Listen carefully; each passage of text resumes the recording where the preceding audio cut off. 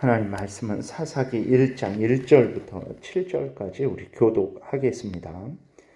여호수아가 죽은 후에 이스라엘 자손이 여호와께 여쭈어 이르되 우리 가운데 누가 먼저 올라가서 가나안 족속과 싸우리이까?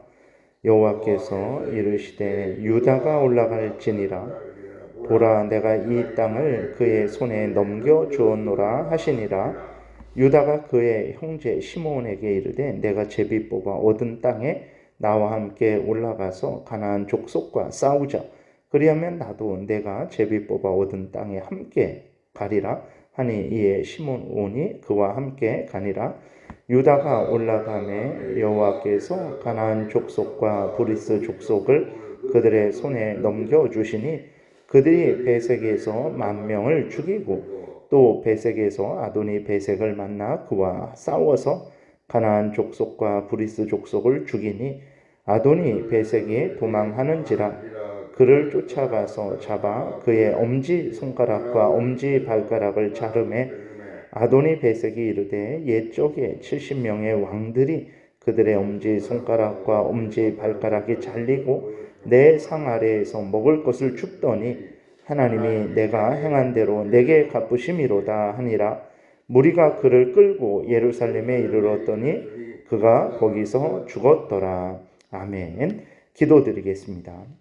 살아계신 하나님 아버지 감사합니다. 이 시간 하나님의 말씀을 전하고 듣습니다. 성령께서 역사하셔서 하나님의 뜻을 잘 깨달아 알게 도우시고 또 하나님이 알려주시는 대로 잘 믿고 따르게 도우소서.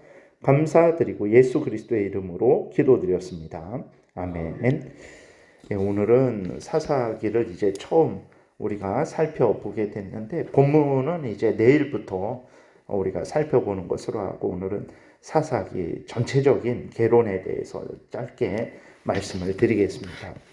원래 히브리어로 그 사사기의 그 제목은 재판관들, 통치자들이라는 그러한 의미입니다. 그러면 왜 사사라고 이렇게 했냐 그랬을 때 사사라는 말은 중국의 재판관들, 통치자들을 의미하는 말이 사사라고 중국에서 그렇게 썼어요. 그래서 번역을 할 때 옛날에 이제 번역을 할 때 사사기라고 이렇게 기록을 한 것입니다. 그래서 원래 의미는 재판관들, 통치자들, 그러니까 어떤 사법적이고 행정적인 그러한 지도자들을 사사라고 말한다라고 우리가 생각하면 되겠습니다. 군사적이고 정치적이고 사법적인 지도자들.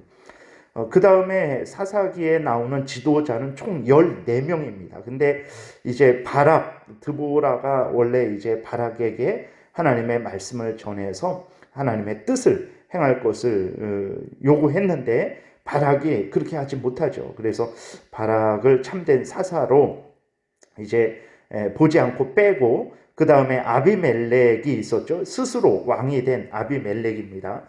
그 아비멜렉도 빼고 그렇게 되면 이제 사사기의 지도자는 총 12명이 됩니다.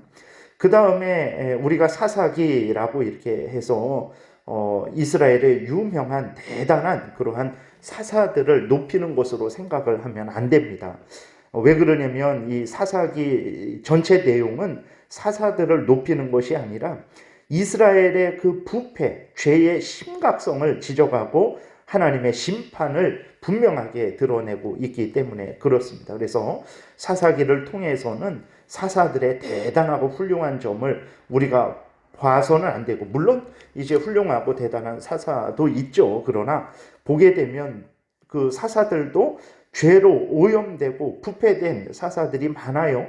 그래서 우리가 사사기를 통해서는 죄로 오염되고 부패된 그러한 죄인된 인간, 죄론에 대해서 분명하게 알 수 있습니다. 그래서 얼마나 인간이 악하고 하나님을 참 배은망덕하게 배반하고 그렇게 불신하고 의심하고 하나님을 거역하는지, 이스라엘 백성들도 그렇게 하나님을 거역하는 그 인간이라는 존재가 어떤 존재인지, 아담이 타락한 이래로 죄로 오염되고 부패되어서 온갖 행하는 것이 죄만 행하는 인간이라는 것을 우리가 아주 분명하게 사사기를 통해서 알 수 있습니다.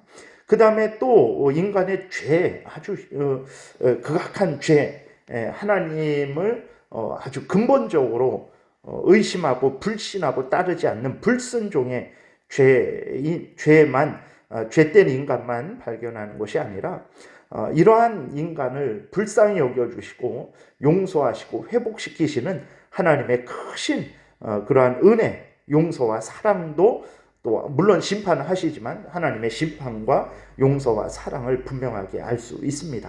이스라엘 백성들이 하나님께 범죄해요. 그러면 하나님이 징벌을 하십니다. 그러면 이스라엘 백성들이 회개해요. 그러면 하나님께서 그 이스라엘 백성들을 또 구원해 주세요. 그래서 이스라엘 백성들이 죄를 짓고 하나님의 징벌을 받고 또 그렇게 되니까 회개하고 그러면 하나님이 구원하시고 이 네 가지 하나님 죄를 짓고 하나님의 징계를 받고 그 다음에 이스라엘 백성들이 회개하고 그럼 하나님이 다시 구원해 주시고 이 네 가지가 7번이 반복이 됩니다. 사사기 전체에서 각 사건마다 7번이 반복이 돼요. 그래서 이제 사사기 전체를 통해서 우리가 알 수 있는 것은 인간이 얼마나 흉악한 죄인인지, 얼마나 하나님의 뜻대로 살지 않는 죄인인지 그 인간의 죄론에 대해서 알 수 있고 그러한 인간을 하나님이 징계하셔서 회개케 하시고 회개하면 용서해 주시고 회복시키시는 그런 하나님의 크신 은혜와 사랑도 우리가 분명하게 알 수 있습니다. 그리고 또 하나는 이제 이러한 부패의 원인을 사사기 21장 25절에서 이렇게 말을 해요. 그때 이스라엘의 왕이 없었으므로 자기 소견에 옳은 대로 행했다라고 이렇게 지적을 합니다. 그러니까 왕이 없어서 이런 것이다 라고 하면서 이제 하나님께서 왕을 세울 것에 대해서 이제 이스라엘 백성들에게 계속해서 알려주는 것이죠. 하나님이 계획한 다윗 왕을 통해서 이제 등장할 새로운 이스라엘 나라를 소망하게 하는 것입니다. 근데 결국은 이제 다윗 왕이 통치한다고 이스라엘 백성들이 온전해지냐? 그러지 않죠. 그것은 바로 참된 왕이신 예수 그리스도를 사모하게 하려는 그러한 의미가 있다는 것을 우리가 기억해야 됩니다. 그래서 항상 하나님 앞에서 범죄하고 배은망덕하게 하나님을 거역하고 하나님을 멀리하는 그러한 이스라엘 백성들이 온전해지는 것은 누구에 의해서 온전해지냐? 그랬을 때 그것은 참된 왕이신 예수 그리스도에 의해서 온전해진다라는 것을 알려주면서 이스라엘 백성들로 하여금 이제 예수 그리스도를 사모하게 하는 그러한 하나님의 뜻을 전하고 있는 것입니다. 그 다음에 사사기의 저자가 누구냐 그랬을 때 정확히는 나와 있지 않습니다. 그래서 아마 사사기가 끝날 때 바로 등장하는 그러한 사무엘이 저자가 아닐까라고 이렇게 생각을 하고 있어요. 그 사사기의 연대는 예수님 오시기 전에 1373년에서 사울이 왕되기 직전까지 1043년 정도 그 정도 약 한 330년 정도의 기간에 있었던 그러니까 이스라엘 백성들이 가나안 땅을 점령하고 그 다음에 여호수아가 죽고 그 다음부터 사울이 왕이 되기까지 약 한 330년 정도 그 정도의 기간에 있었던 그러한 이스라엘 백성들의 역사로 우리가 보고 있습니다. 그 간략하게 그 장별로 이렇게 한번 살펴보면 1장은 이제 가나안 정복을 할 때 초기에 어떻게 그렇게 정복을 하는 일들이 있었는지 조금 자세하게 이야기를 하고 있는데 그러나 하나님의 뜻대로 완전히 각 지파가 점령을 하지는 못하죠. 그래서 기록되어 있는 내용들을 보게 되면 이스라엘 백성들이 이제 가나안 족속들을 완전히 멸하지 못하고 남겨두었다라는 내용이 계속해서 반복이 되고 있습니다. 그래서 하나님께서는 분명히 가나안 땅을 완전히 이스라엘 백성들에게 주실 것을 약속하셨음에도 불구하고 이스라엘 백성들이 그 하나님의 약속을 온전히 따르지 못한 거예요. 그 다음에 2장에서는 이제 이스라엘 백성들이 얼마나 하나님 앞에서 그 하나님을 섬기겠다라는 그 약속을 언약을 어기고 있는지에 대해서 이제 기록이 되어 있습니다. 그래서 여호수아 24장에서 보게 되면 그들이 하나님을 섬기겠다라고 몇 번씩이나 다짐을 했죠. 그들은 그 다짐한 자들은 이제 그렇게 하나님을 섬겼어요. 그러나 그들이 죽고 그 이후에 그 자녀 세대들이 등장하면서 그때부터 이제 하나님을 알지 못하고 하나님과 약속한 그 언약을 지키지 않는 일들이 이제 그 생겼다라는 것을 2장에서 알려주고 있습니다.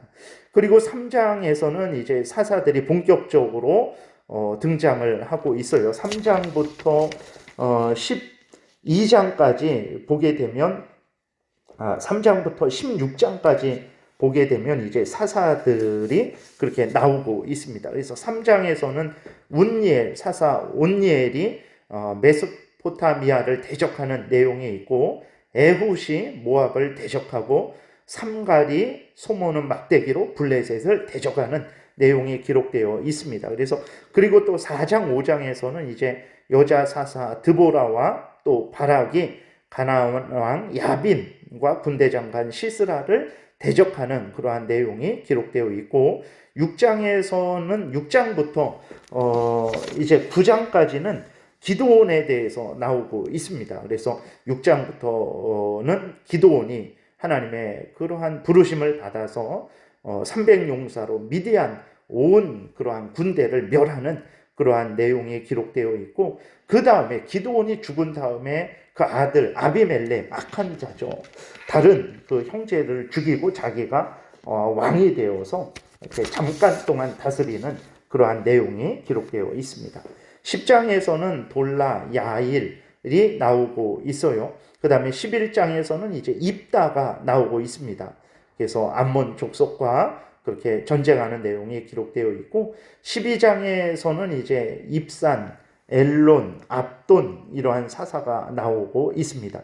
13장부터 16장까지는 삼손이 나오고 있어요. 그러니까 이 사사기를 이렇게 쭉 보게 되면 이때까지는 이제 시간적인 순서로 기록되어 있습니다. 근데 17장, 18장에서는 미가 집의 우상 숭배와 그 단지파의 우상 숭배가 기록되어 있는데, 이 17장, 18장은 원래 초기 역사입니다. 초기 역사인데 그 초기 역사를 뒤쪽으로 그렇게 옮겨서 거기서 기록을 하고 있는 거예요. 그래서 19장부터 21장에서는 베냐민 지파와 이스라엘 다른 지파들이 서로 싸우는 내용이 기록되어 있는데, 이것도 초기 역사인데 뒤쪽으로 그렇게 옮겨서 기록을 하고 있습니다. 그래서 17장, 18장은 특별히 이제 미가 그 집에 한 개인 집에 이제 우상 숭배를 하고 있는 것에 대해서 기록을 하고 있는데, 단지파 전체가 또 우상 숭배에 빠지는 그러한 내용을